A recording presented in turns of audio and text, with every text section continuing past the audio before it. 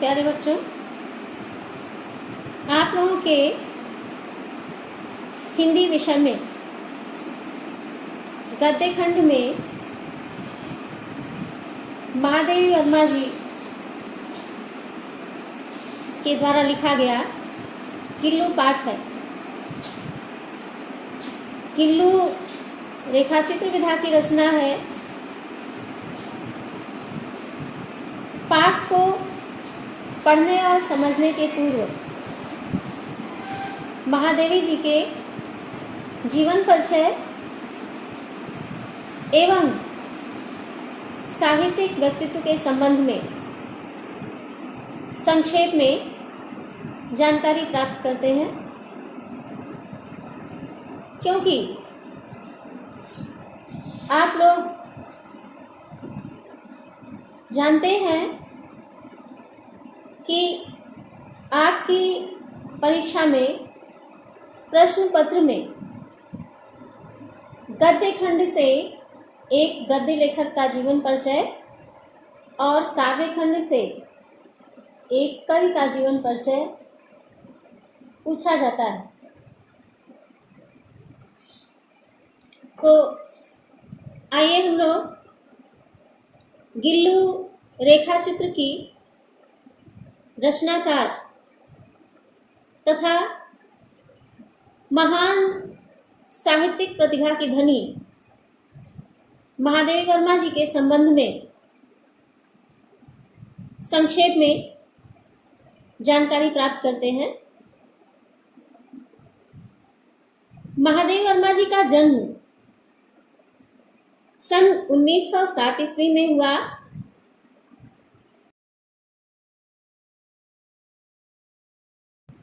आपका जन्म फर्रुखाबाद जिले में हुआ। आपकी प्रारंभिक शिक्षा इंदौर में हुई तथा तत्पश्चात आपने क्राइस्टचर्च गर्ल्स कॉलेज इलाहाबाद में शिक्षा प्राप्त की। तत्कालीन परिस्थितियों में सामाजिक परंपरा के अनुसार इनका विवाह 11 वर्ष की अल्प आयु में ही हो गया। इनके ससुराल के लोगों के विरोध के कारण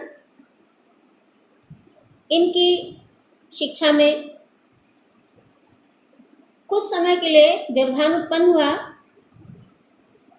किंतु बाद में महादेवी जी ने प्रयाग विश्वविद्यालय से संस्कृत विषय में एमए की परीक्षा प्रथम श्रेणी में उत्तीर्ण की।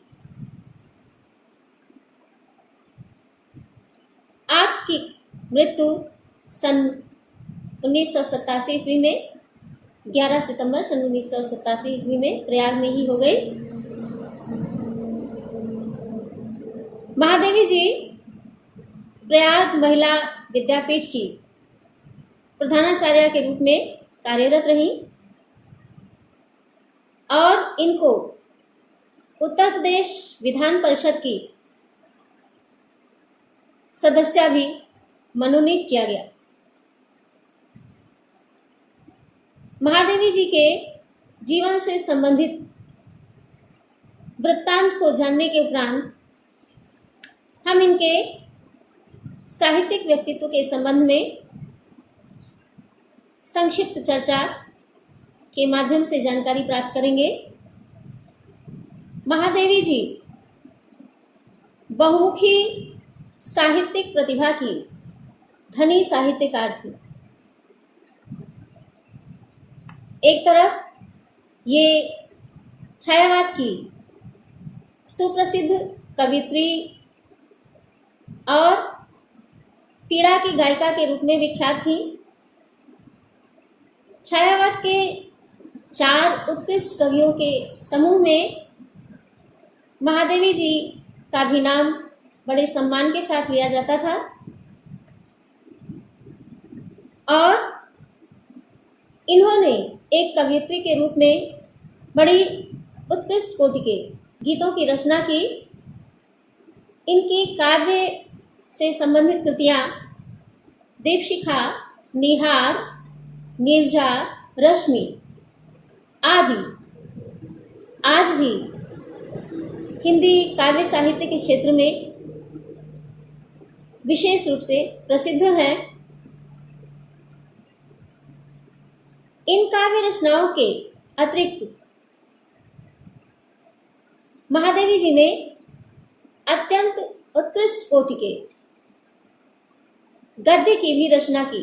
एक उत्कृष्ट गद्य लेखिका के रूप में भी महादेवी जी प्रसिद्ध रहीं। विशेष रूप से महादेवी जी संस्मरण और रेखा चित्र के क्षेत्र में बहुत अधिक विख्यात रहीं। लेकिन उत्कृष्ट कोटि के संस्मरण और रेखा चित्र लिखने के साथ ही साथ इन्होंने निबंधों की भी रचना की है, आलोचनाएं भी लिखी हैं और चांद नाम की पत्रिका का सफल संपादन भी किया है।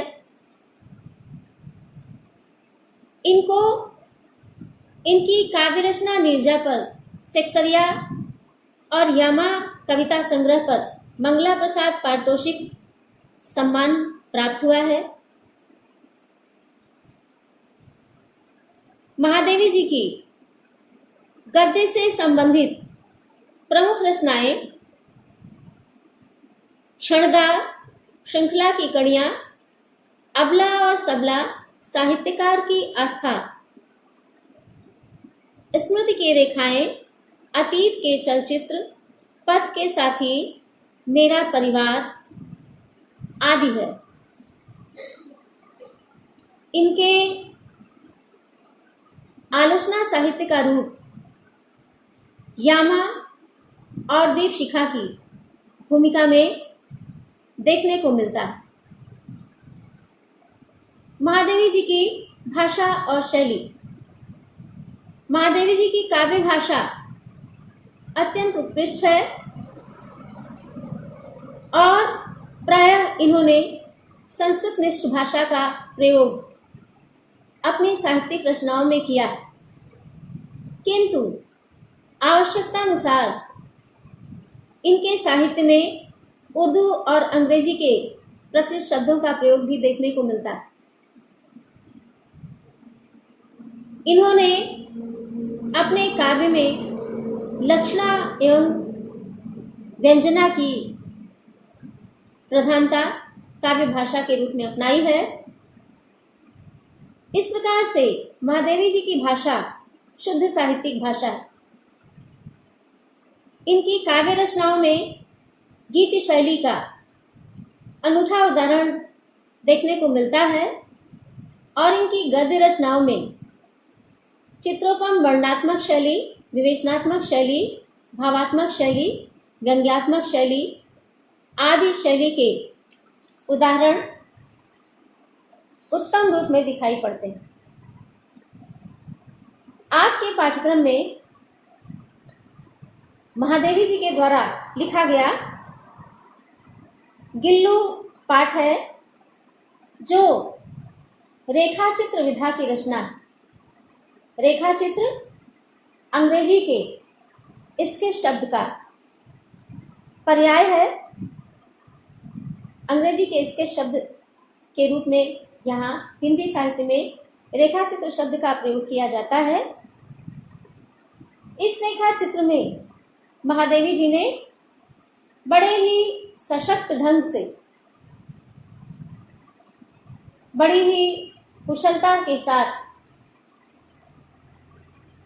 गिल्लू नाम के गिलहरी के जीवन वृत्तांत को इस प्रकार से रेखाचित्र विधा के माध्यम से प्रस्तुत किया है कि वास्तव में हमारे समक्ष जीती जागती गिल्लू गिलहरी का एक चित्र उपस्थित हो जाता है और किस प्रकार की आत्मीयता, कैसा लगाव इनको गिल्लू से और गिल्लू को इनसे हुआ, इसकी बड़ी ही मार्मिक अभिव्यक्ति रेखा चित्र में देखने को मिलती है। तो बच्चों, महादेवी जी के साहित्यिक व्यक्तित्व और उनके द्वारा लिखे गए गिल्लू पाठ के संबंध में हमने इस वीडियो के माध्यम से जानकारी प्राप्त की है। गिल्लू पाठ के संबंध में पूरे पाठ की विवेचना और पूरे पाठ का प्रस्तुतिकरण अगले वीडियो के माध्यम से आपके समक्ष प्रस्तुत किया जाएगा।